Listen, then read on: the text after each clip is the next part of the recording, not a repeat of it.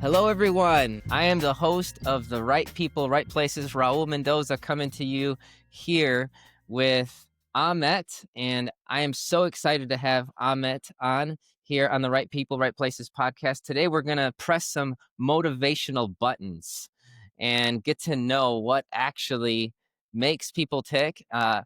Ahmet comes to us with over 20 years of experience in executive roles and also another 15 years as an executive coach. And he is with us today to talk about um, basically what motivates people and how he's actually he's got an assessment that he's developed with a team that has been able to tap into those intrinsic pieces of what makes people tick.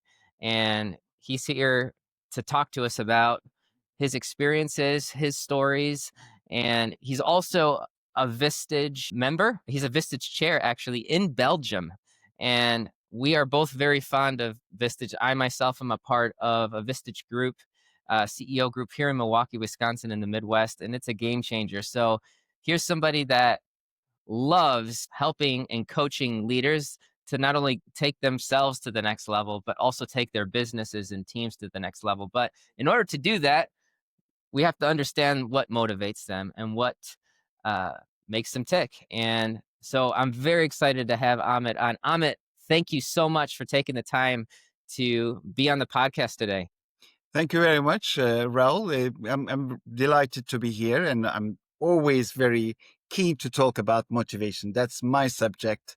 It's very, I love talking about it, and I know it's very important for people in their private life and in their business life. It is extremely important, very important. Absolutely.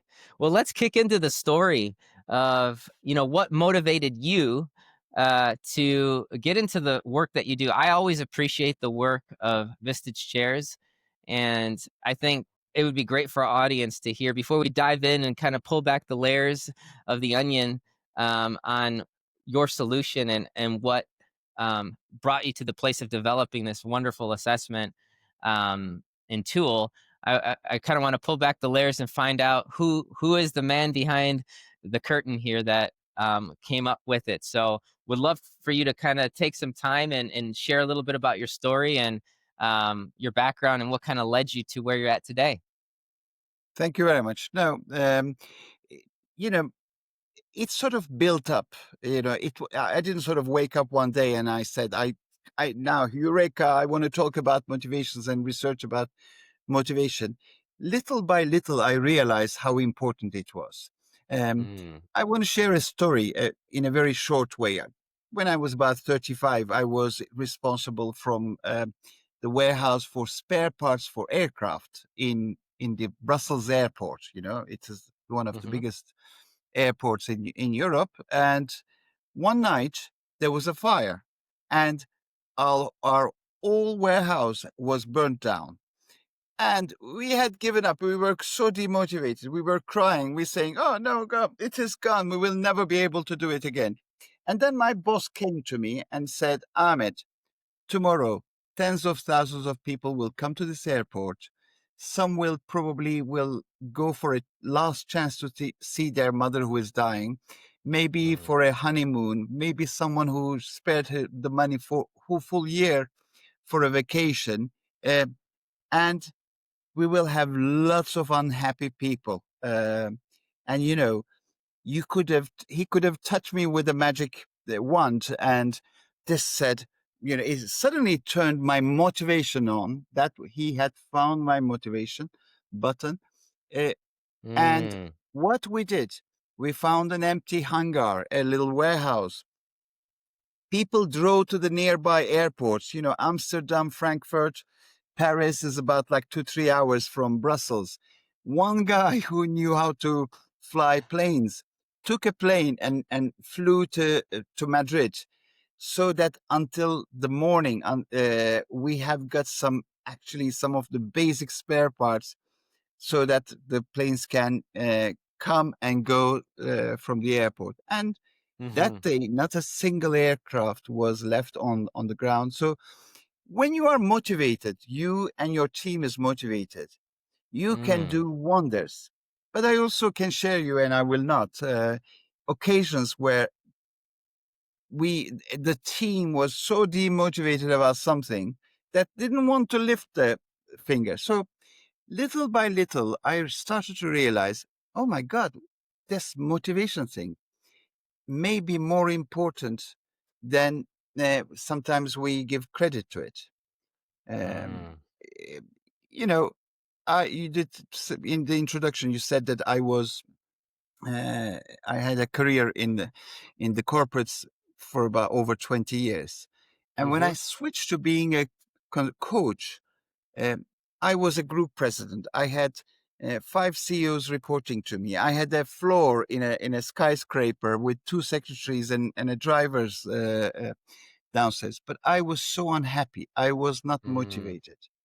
And then one day on a vacation, I said to myself, "Oh no, I don't want to die like this. I don't want to Mm. die because I'm earning a lot of money and I'm doing something that I'm not enjoying." So all in all, what I'm trying to say is that motivation is so much more important than sometimes we give credit to it. That is so good. It is. I mean, it's interesting. I think one of the things that drew me to you and the work that you're doing is, I've done being in the place of being in the talent space now for over the last 20 years, helping companies with developing ideal candidate profiles and attracting, retaining, and developing talent. I've used a lot of assessments and I've seen a lot. And, although there's a lot of great assessments and tools out there that kind of speak to the personality of someone, I think there's something about we like boxes, right? We like to put Yeah, people in boxes because it's easier to understand the world around us. And but what I've found with these assessments, and I'm not trying to belittle or minimize the importance of these types of assessments. I think they help.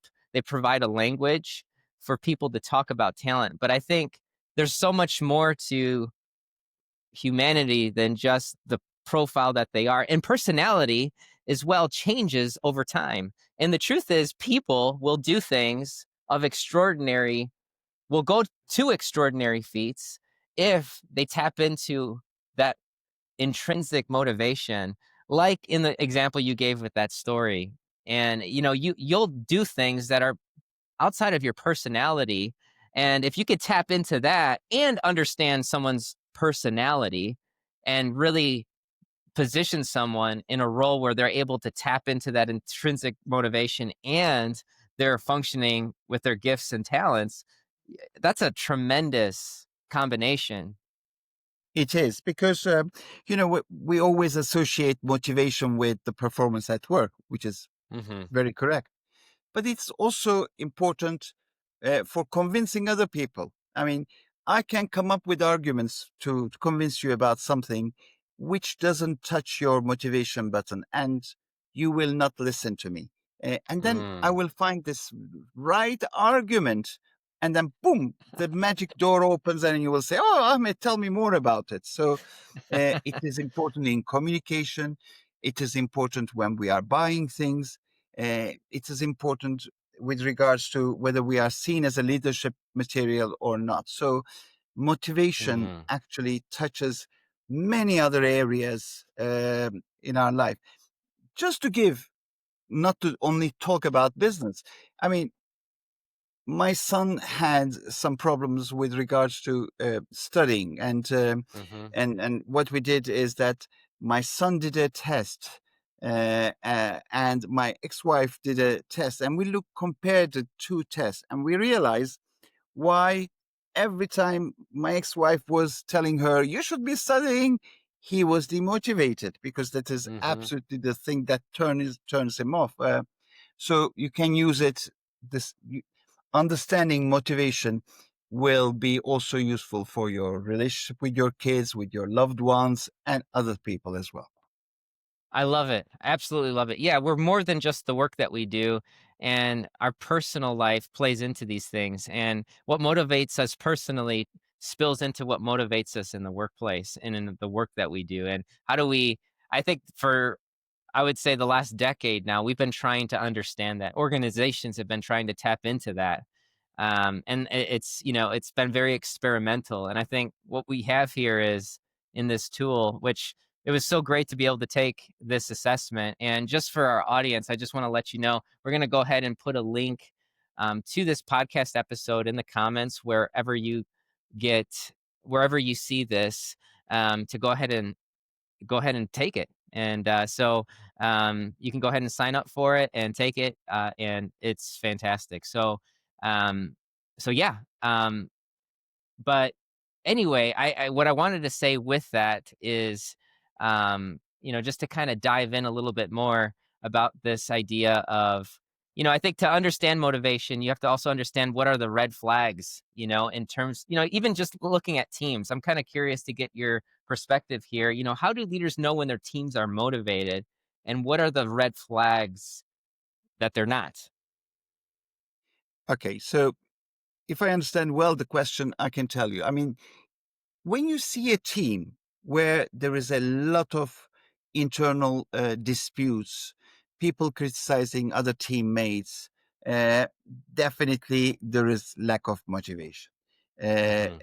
Secondly, you can see also people who keep on avoiding taking responsibility. They don't say, I can do it, let me do it. Um, and instead they say, oh, please ask Samantha. Samantha should be doing this. It's her responsibility. Those are the little signs that you will be seeing when a team is not motivated. So they will Mm. just be going through the motions, and they would not be motivated. So this is very important. If I understood your question well, Yeah. that is the To- answer that I would say yeah. to you. Absolutely. Absolutely. And you've already kind of shared something here in regards to this. But you've worked with a lot of organizations now, that have taken on this tool to really kind of understand the intrinsic motivational elements of their teams. And I would imagine that you've seen how it can actually drastically reduce turnover and boost results. Do you have a particular example? You don't have to share the name of the company, but would love to kind of showcase, if there's like a case study that you could share in that respect, that would be wonderful. I think I can. I feel like like a parent who doesn't want to give more importance to one kid or the other. So I find it very difficult to say which one it was your favorite case study in your career. Um, but you know, I can give you the example of a very famous fast food chain we all know, and uh, in the business of fast food, um, there's a lot of turnover because the Hmm. person can come there, gets trained. You spend a lot of time until the person gets really productive, and then can Hmm. find a job in the shopping center nearby and will quit. Okay, um, unless you can motivate them, or unless you select the right person, you will have a Right. very high turnover. It's been a long time, but I'm talking about turnover rates of 40, 50, 60%. I cannot remember but they were huge. Mm, We are not talking about like 4 or 5%. right. So, and there, what we did is we analyzed the type of motivation people have to stay in the business. I'll give you an example. If you're a delivery boy and you are motivated from recognition, I mean, I can guarantee you, you will not stay in that job for after 6 months, because, when you deliver the hamburger, no one says to you, oh, Ahmed, you are so nice. Thank you very much for bringing us. You're a great guy, and so forth. They usually say you forgot the ketchup or you are 5 minutes late. Um, so we looked at for different functions. We realized that there were certain profiles who would stay in that job and other profiles that would not. So that was, it slashed the turnover in that company. We could Wow. get 95% right the profile that stays in that job by just looking at their what motivates them. That's incredible. That's an incredible story there. And I think just a great case study of how, again, motivation, that intrinsic sense of motivation, tapping into that, if we can really get do that in a scientific way that can help us with hiring, what a wonderful result that could produce in terms of building retention, saving time and money. There's so much involved in the hiring process. It takes Yeah, so much work to find talent, and it costs a lot of money to yeah. replace. It costs more money to replace talent, more time than it does to find them. So I think that's if we can tap into this, this is an incredible tool. And to do it in the fast food space, where I would arguably say is one of the most probably the highest, if not top five highest type of employment that have really high turnover. So that's great. I love that. Well, let's talk a little bit about motivation buttons and your company and the assessment itself. Can you explain how it works and how leaders can use that technology to better understand what drives their people? You've already given this wonderful case study. Maybe there's other anecdotes or stories that you can share from your experience and being able to implement this wonderful tool. Sure. Basically, motivation buttons does two things. First, it tells you how you are motivated, and we are all motivated differently. I mean, some of us are motivated by recognition, some of us are motivated by team spirit, some by self-interest, some by learning, etc. So there are 18 different motivation buttons that we look into, and this tool tells you, it gives you a profile of how much importance you give to those uh, different motivation buttons. So that is the first step. Hmm. Then it compares you to top performing leaders in big corporations. And then you can see uh, sometimes something can motivate you a little bit too much. Like you might find, oh my God, I'm a little bit too perfectionist. I'm I'm too much motivated from making others producing good work, or you can see I'm Hmm. not motivated enough to be assertive. Then you see a data science based result Mm. about how your answers compare to a database of thousands of other people, and then this leads into how you can develop your leadership style. Okay, so it is very useful. This is the most important thing the tool does. But we also go and teach companies, the first Mm. line managers, about how they can motivate their teams.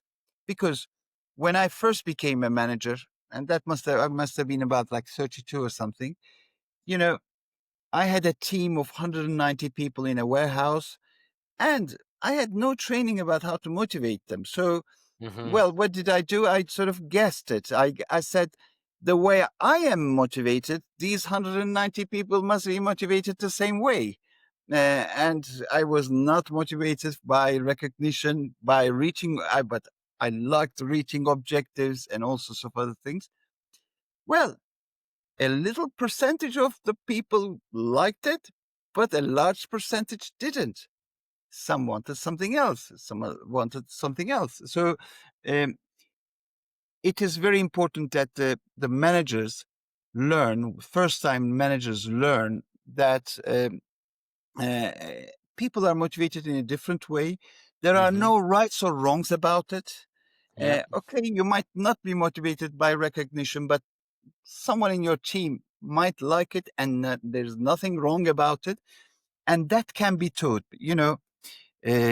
The engagement, the famous thing about the motivation we feel towards our work, towards our company, towards the job we are doing, um, is very low across the world. I mean, in the US, you guys are lucky; it's around 34%. Ah. Worldwide, it's about 21. Most of the European countries is around 12%. If I just take Wow. the US number, it means that you go to a workplace, you will see one person who really loves the job they are doing, and two others who are just pretending to love it.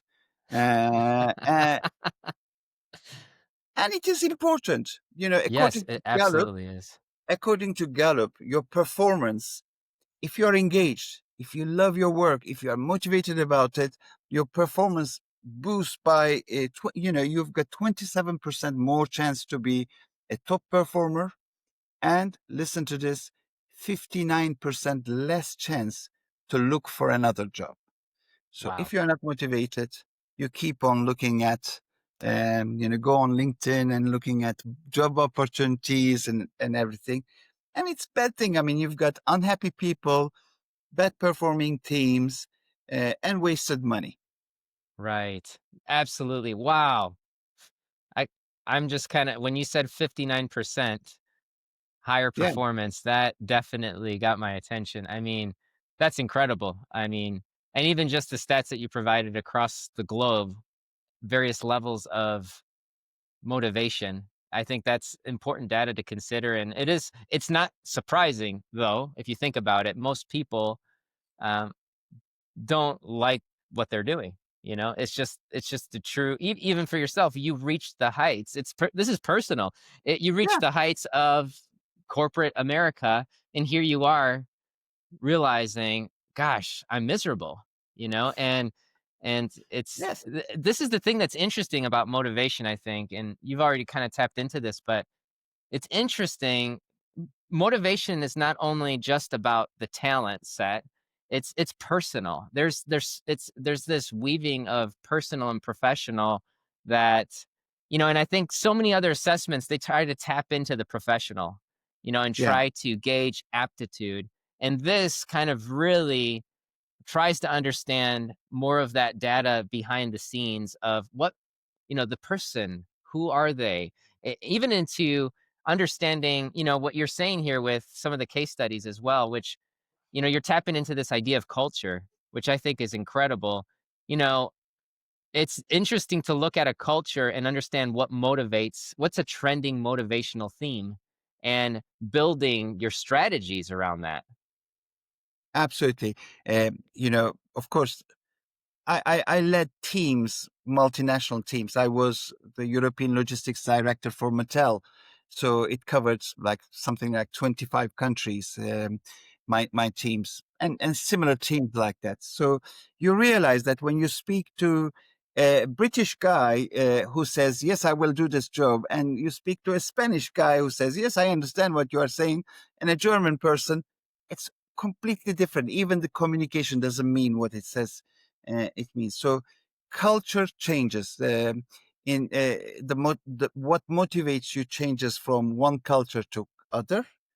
But I Hmm. will tell you something. What really surprised me a lot is that um, Hmm. culture changes in the same country, in the same sector, from company to company. I gave you Hmm. the example of a fast food Fast hamburger food, yeah. chain, uh, but I also did the work for the one that does the chickens. And I was assuming that I could almost use the same data as the other one. I said it will be the same thing. It was not the same thing. It was completely different. Um, Mm. eh, I had in the pharmaceutical sector, there is Pfizer and there is Takeda. They are both pharmaceutical companies, same country, same job functions. Takeda is different than Pfizer. I had someone Yes. who moved from Pepsi to Red Bull, and he survived 1 year with difficulty because it's a different culture. Right. So the culture, what motivates a company, the motivational environment changes from one company to another, and it is very important. It changes from generation to generation as well. I'm, I just did a Wow. study Yeah. about 1,000 people comparing the millennials to so the Z generation to the Hmm. older ones like myself. And we say a lot of things about millennials, um, and out of the 18 motivation buttons, uh, 15 were the same as the X generation. 15. Interesting. Three things were significantly different. One was self interest. So they are motivated. When you tell them something that says, what's in it for me? Hmm. We were shy. We were a generation. We couldn't ask our boss. So what's in it for, for me? Although we might have thought about it. But millennials always say, should I do this job? Even if you tell them don't, you have to work from the office, not from Mhm. home. They say, why? Tell me. Right. Second motivation buttons is logic, and you have to give them a logical answer. You cannot say before in the name of your country, on your whatever. So you have to give them a logical, rational answer. Mhm. And the third thing, um, they are more assertive. You know, in my time when you were young, people wouldn't ask your opinion, and you had to accept it like that. Right. Yep. What you see in that analysis is that no, they say you have to ask my opinion and value what I Mhm. am saying. I may not be right, but you have to show me you are listening to me and giving importance to what I've said. So Mhm. it changes. Motivation buttons change from country to country, from company to company, from generation to generation. And companies have to understand what makes them tick. Yep. Uh, if Because when they also make recruitment decisions, there will be, I had friends, and I sort of, because I coach so many CEOs, I had people who used to come to me and say, "Can you give my CV to the boss of Red Bull or to Pfizer, to Vodafone or whatever?" I look at the person's motivation buttons test. I say, no, you could not survive there 1 month, because I know the profile of that company. There are certain Right. profiles that are great for certain companies and other ones which are not. Yes. Wow. Incredible. I think I'm so excited about this tool. I think uh we've been talking about this. I'm excited to be able to use a tool like this with our clients. I think it's going to be phenomenal for them. Culture, generations. Um, you know, a question that kind of bubbles up in everything that you shared is, what would you say is one trending strategy that you've seen cross culturally? And maybe you haven't done the data or analysis on this yet, but so it's gonna be shooting from the hip a little bit, but I'm curious to know if there is any cross generational, um, cross culture, um, type of strategy that people have implemented or companies have implemented to improve retention, improve engagement, from understanding this data. Okay. I think data is the second step. Yes. First step is the company really believing that they have to keep their employees happy. And it's very important for their survival and for their Mm-hmm. raison d'etre, for why they Mm-hmm. are. I can give you examples like companies like Johnson and Johnson, Apple, and some other companies who absolutely put people first, and that comes from the very top. And it is not Right. just lip service, Yep. like I know in Mattel, for example, if I didn't do my engagement percentages right, even if I have achieved my budget objectives, my growth objectives, I could not get a promotion, I could not get a bonus, and so forth. So it is very important. So the first thing is for the company from the Mm. top, someone to say, you know what? I'm going to really give importance to this, and I'm going to let everyone in the leadership team that I really give a lot of importance to it. Then comes the data. Then you can try to Mm-hmm. understand what motivates each person. And you basically, throughout the process, you learn Mm-hmm. that everyone is motivated in a different way, and you don't have to just call someone and say, Raul, oh my God, you are so emotional, and I really find that really disturbing. And you know, you can be emotional, and I can be logical. Someone else can be very team loyal, and someone else can be happy by learning. We always react to people who are motivated differently from us, Right. and try to clear our teams from people who are not motivated like us, and eventually you get these teams who are made up of the similar profiles. So Wow. in the process, leaders learn that everyone is different, and you just have Mm-hmm. to press the right buttons and say the right things to get the right results. And you cannot judge people for having different motivation buttons. Totally. I love that. I love how you brought it back. You kind of took a couple steps back, and this just like a good Vistage chair would.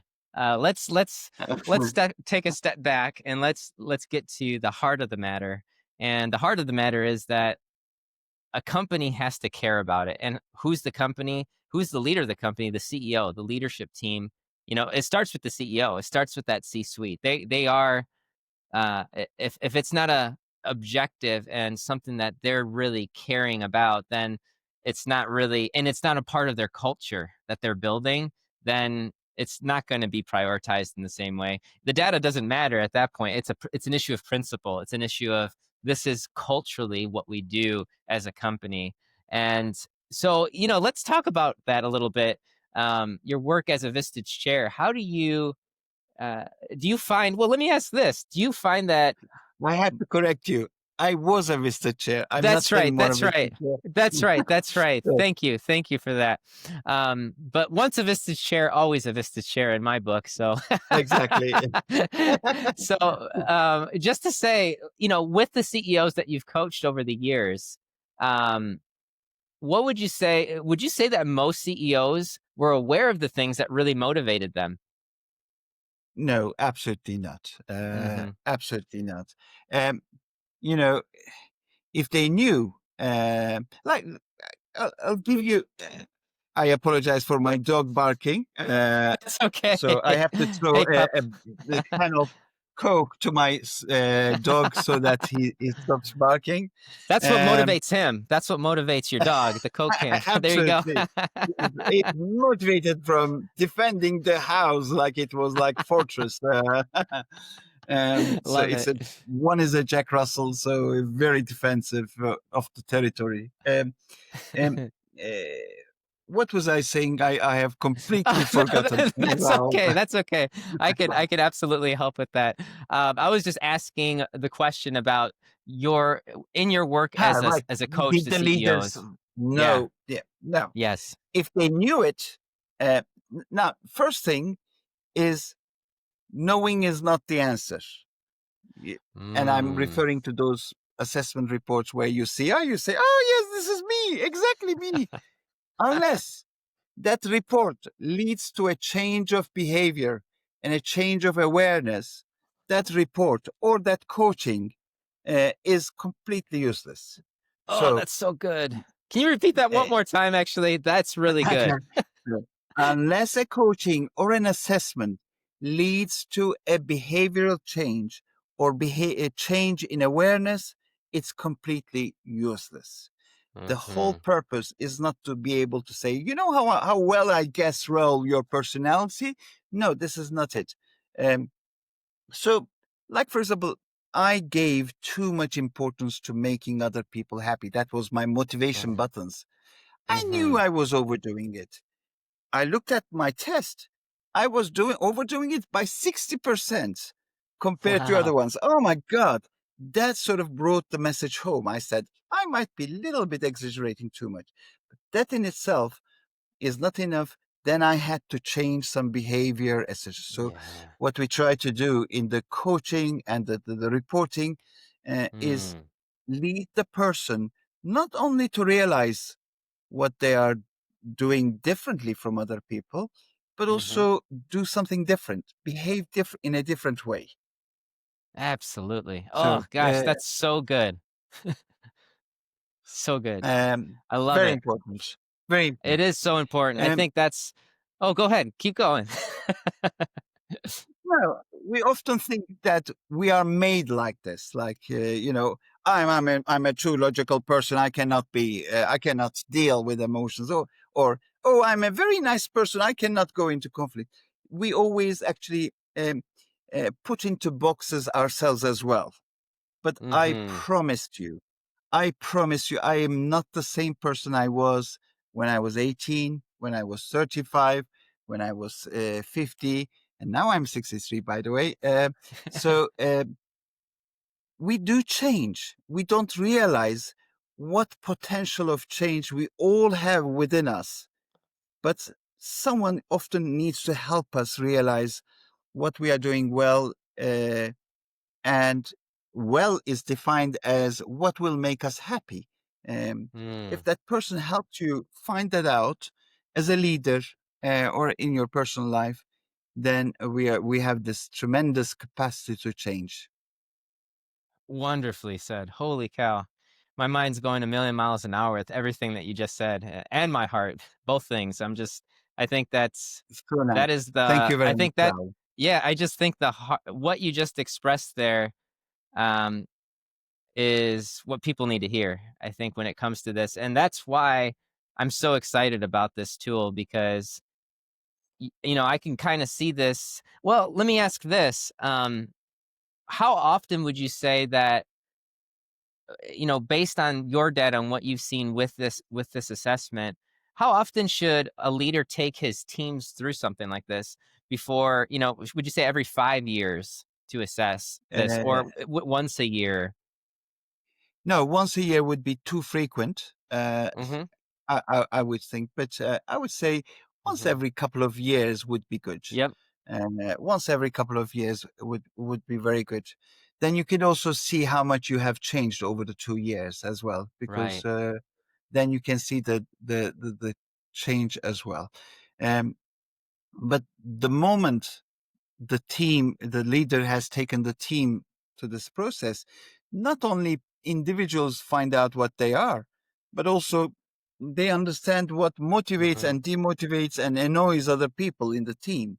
Um, I Mm-hmm. I often do something I call the uh, uh, what was the name of the presenter? Um, uh, I forgot the name of the presenter, the American lady presenter, uh, and I don't only look at the report. I also ask the person, okay, why did what happened in your life Mm-hmm. so that these things started to motivate you and the other things Mm. started to demotivate you?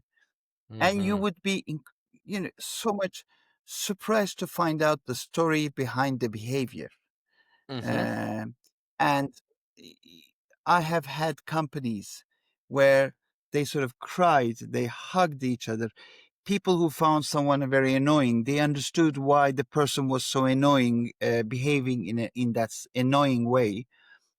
So it is very Wow. important to not only just use the report, but also use the report to get the story behind the person and why this person Yes. behaves the way that they behave.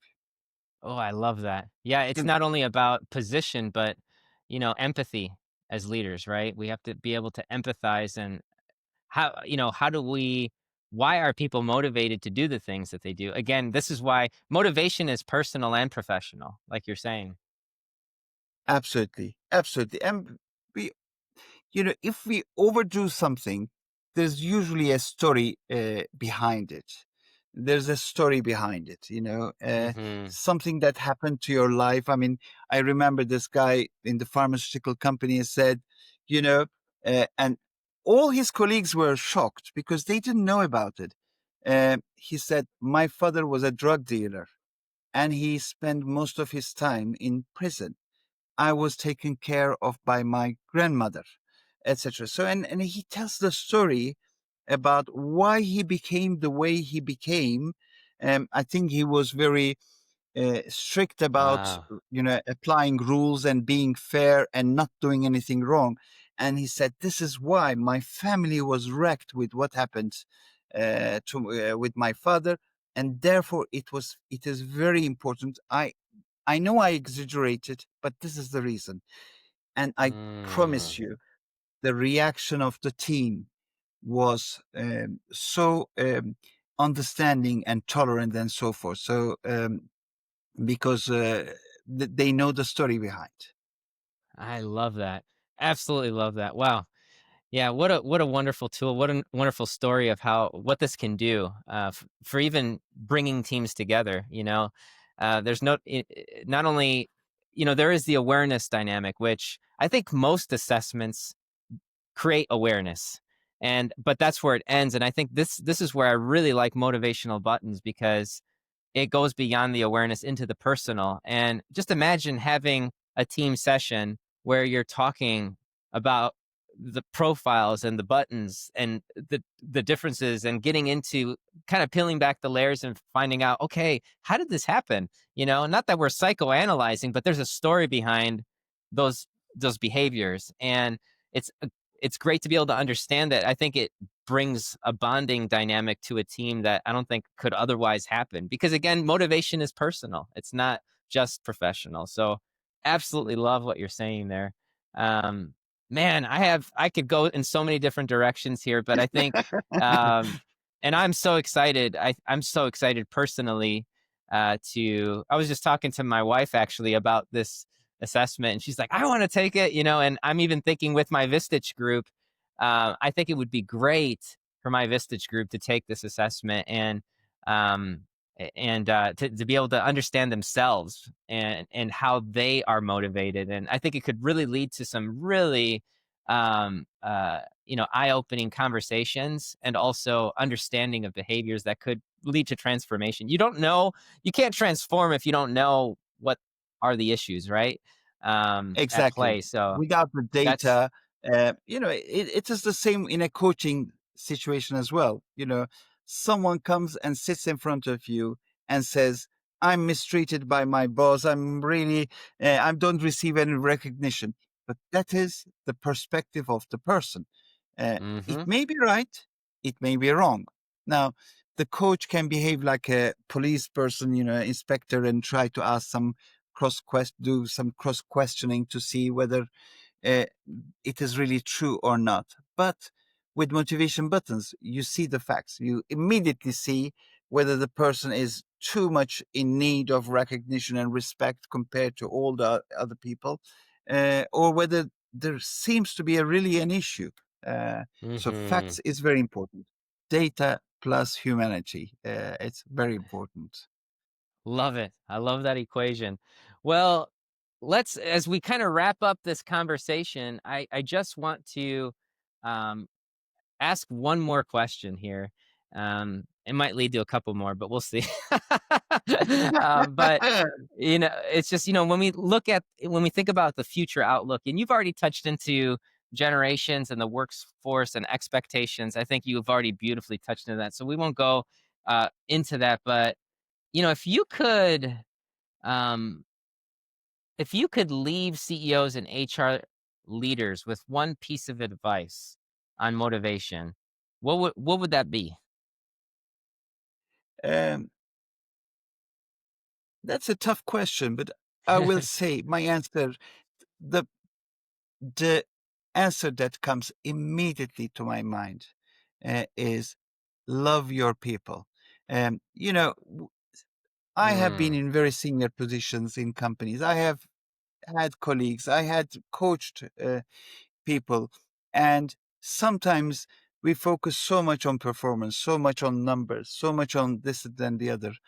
Uh, and I have seen that the only the leaders who mm, have genuine love towards their team, they feel responsible towards their team, they manage to get this massive energy out of those teams, and so mhm. love your team. And if you don't love, there's a problem. So ask yourself why you don't love them. That would be my Yeah. sort of Wow. um, very unusual answer.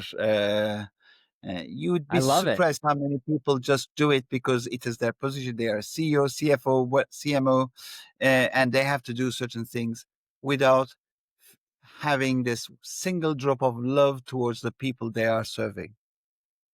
Absolutely love it. I love what you're saying. I love what you just said.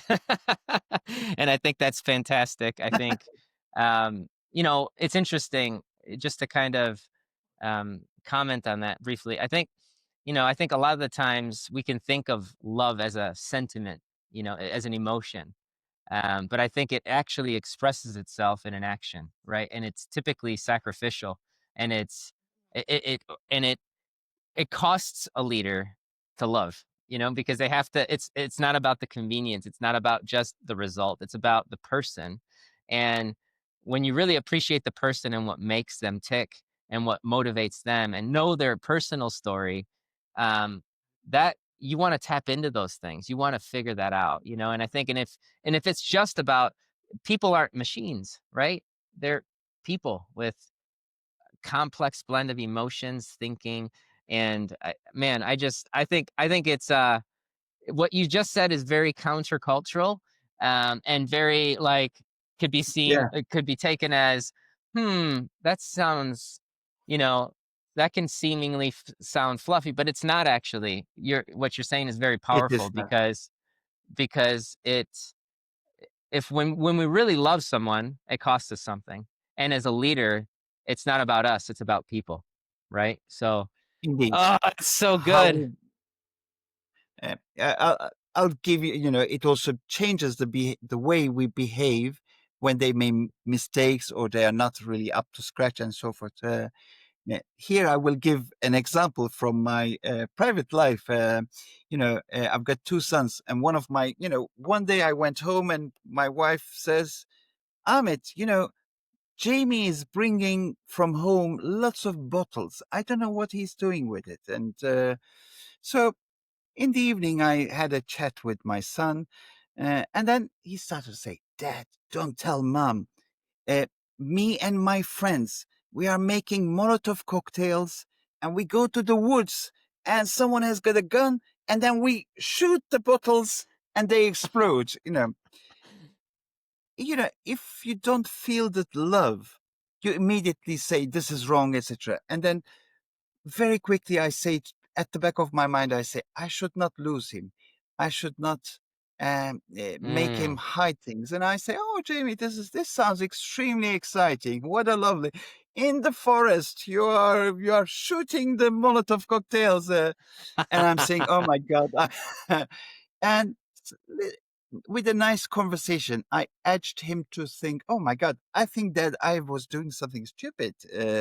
But, you know, the way you speak to a kid that you love is different than when you speak to a person you have no feelings towards. So you Yeah, just say, "Don't do this. This is not right," and so forth. So that's it basically. Um, so love is important at work. Believe me, that is my real real belief. I love it. I love it. Thank you so much for sharing that personal story there. And I think, at the end of the day, this is what makes, this is tapping into this, I think, could bring awareness to us as leaders to be able to be caring and share, like, really understand what people are going through and lead them through, not only w- lead them to a place where they can be productive and they can find meaning in their work, but if it comes out of a place where you're just trying to drive performance, you're not going to tap into that. And I think that's what I think what this tool does, it helps with that. So again, Ahmet, I want to thank you so much for being on the podcast today. I'm excited for my audience to get a hold of this assessment and take it, and also begin to use it in their teams and also to use it in their personal lives. I think there's so much good that can come of this, in so many different areas. I'm even thinking, as you're saying that, geez, I'm a parent of four kids, a fifth on the way here in December, and this is a good time for me to maybe take this assessment and my wife take it and figure out, how, what do we need to work on in ourselves so that we can actually motivate our children towards excellence and greatness, right? So, and it's no different with running companies and teams. So I want to thank you Absolutely, so you are much the for leaders being. leaders of that group. Yes, yes. I want to thank you so much again for being on the podcast. And if people wanted to find you, where should we maybe if you can go ahead and Well, provide your links and that kind of thing, and obviously we'll go ahead and do yes, that as well. it's indeed. So I have got such an unusual name. There will not be a lot of Ahmet Tamtekin. So the moment you search it on the internet, you will find me on LinkedIn very easily. That is the easiest way to reach me. I mean, actually, when I first started to move, I moved to the UK, United Kingdom, and they found my name so unusual that they started to call me, instead of Ahmet Tamtekin, they started to call me Arnold Pumpkin. Uh, it was so difficult. I was leaving a message to my boss, and I was saying, and the lady was saying, "Who shall I say has called?" And I say, if I say Ahmet Tamtekin, he will not know. Could you say Arnold Pumpkin? What, Arnold Pumpkin? So yes, you can find me. It's on LinkedIn Ahmet Tamtekin. So you will find it immediately. Okay, so W- among Wonderful. Raul's connections, well, that's That's the right. best way to put it. Wonderful. Thank you so much, Excellent. So Ahmet, thank not you very much. Arnold. I really appreciate Yes. it, Raul. You really impressed me. That I remember my first time I received a message, this guy who is singing and telling things about me, I said, this is so unusual and I love it. I really, really have a great admiration for you. And I said, I should talk to this guy. Thank you very much for giving me this opportunity of the podcast. And I hope one day I will be there, coming there, and I will be talking to people face to face. Yes, wonderful. Yes, it's such a pleasure. Thank you so much for the kind words. And just to give you the heads up as well, there's more that if you want to hear more from Ahmet on this tool on the how you can implement motivational buttons into your organization, he's actually going to be doing well, I don't know if it's going to be live for this A recording. webinar. Webinar. Yes, there Yeah. is going to be a webinar coming up, and I know there's future ones that he's going to be doing as well, potentially. So you could find Ahmet on LinkedIn, and he's talking about this quite a bit and really getting it out there. And we'll go ahead and provide links to the assessment. We'll provide links to Ahmet's LinkedIn.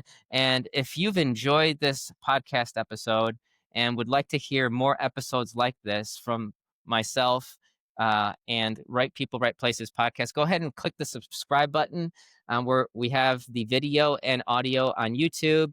We're also found wherever podcasts can be found, Apple, Spotify, you name it, you can find us there. So yeah, that's a wrap. And we will close it down there. And again, Ahmet, thank you so much. Thank you very much. Have a nice evening. Bye bye.